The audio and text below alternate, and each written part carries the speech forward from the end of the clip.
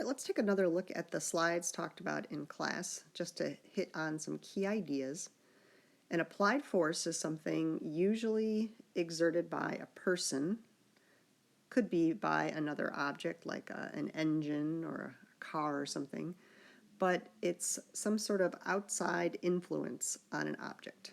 So often you're going to see somebody's hand pushing on the object. It's a contact force. The person has to actually touch the object, and whatever direction the force is pushing with, that's generally going to be the direction of the object's motion as well. The gravitational force is one that we later learned how to calculate.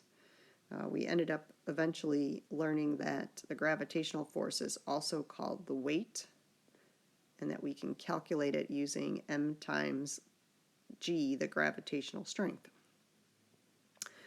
Gravity always points down, very important part of when we're drawing our diagrams. But you don't actually have to have contact with the Earth in order for there to be gravity. It is a long-range force, no contact needed.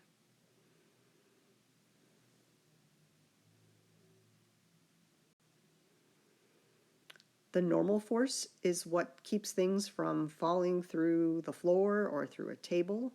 It is a force that is pushing up from the table, supporting whatever objects are on it, or something pushing the ground, pushing up on maybe a person who's standing on the ground.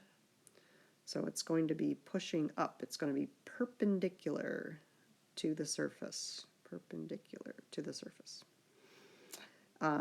There's always contact. The earth or the ground or the table has to actually touch the object in order for this force to appear. The frictional force is something that causes things to heat up actually as something slides across. It's the interaction between the object and the surface as it slides.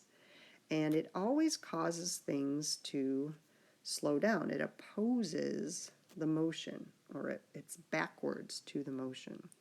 So here we have a car that's moving to the right. So you can see that friction is moving to the left, or pointing to the left. This car, even though no one's pushing it, it still is moving to the right. It is friction opposing its motion that's pointing to the left. Notice that since it was let go, there is no forward applied force. Friction is a contact force.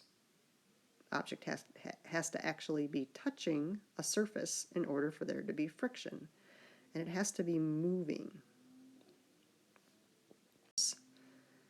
Is tension. Tension is a force that's a pulling force. It's when a rope or a string is attached to an object, so there's contact, and it pulls away from the object.